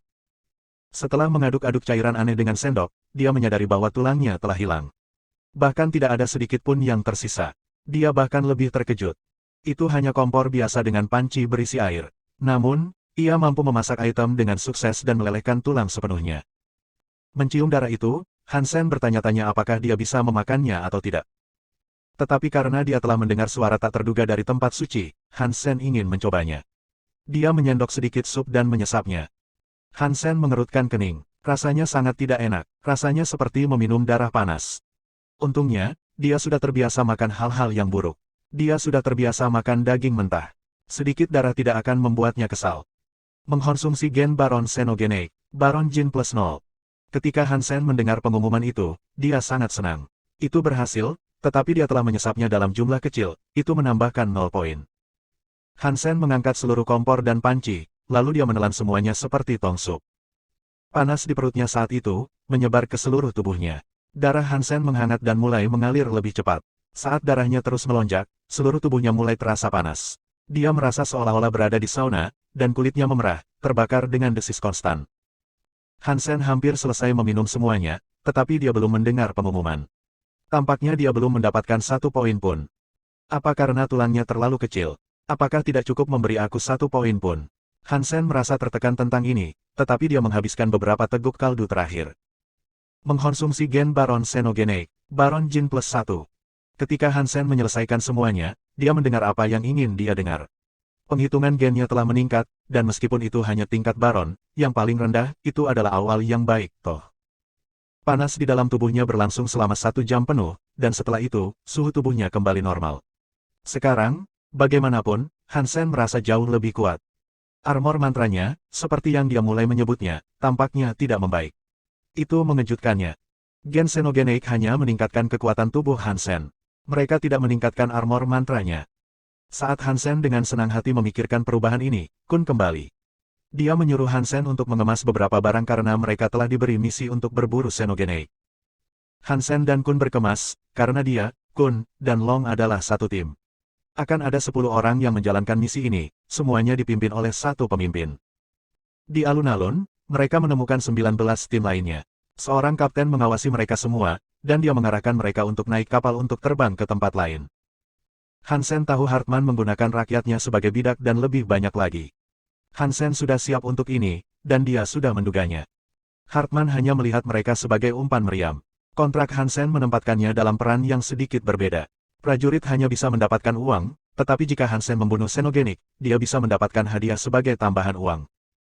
Hansen tidak melihat satupun bangsawan di antara mereka. Mereka tidak berbaur dengan tentara biasa. Kemana kita akan pergi? Hansen bertanya pada Sutu. Sutu hanya mengangkat bahu dan berkata, kami hanyalah tentara. Kami tidak tahu di mana kami akan diterapkan. Kita akan berakhir bertengkar dimanapun kita jatuh. Petik 2. Jika ini sangat berbahaya, mengapa kamu bergabung dengan kelompok berburu? Hansen bertanya-tanya. Karena ada banyak uang yang terlibat, kata Sutu. Dia kemudian mengeluarkan dompetnya dan menunjukkannya kepada Hansen. Di dalamnya terdapat gambar seorang wanita cantik kate dan seorang gadis kecil. Mereka tersenyum gembira. Tetapi gadis kecil itu tidak memiliki rambut atau bulu, dan dia tampak botak. Anak perempuan aku punya masalah genetik. Banyak uang dibutuhkan untuk menyembuhkannya. Dia membutuhkan cairan geno yang mahal untuk tetap hidup, dan itulah mengapa aku ada di sini, kata Sutu dengan tenang. Hansen tidak mengatakan apa-apa. Dia tidak pandai menghibur, jadi dia tidak yakin apa yang akan dia katakan yang akan membuat pria itu merasa lebih baik. Aku katakan ini bukan untuk simpati. Aku hanya ingin kamu tahu bahwa kamu harus berhati-hati. Jika kamu dalam bahaya, jangan berharap seseorang berperan sebagai pahlawan dan berusaha menyelamatkan kamu, kata Sutu sambil mengantongi dompetnya. Kamu tidak buruk, kata Hansen padanya. Dia tahu pria itu bermaksud sebagai peringatan yang tulus, bukan ancaman.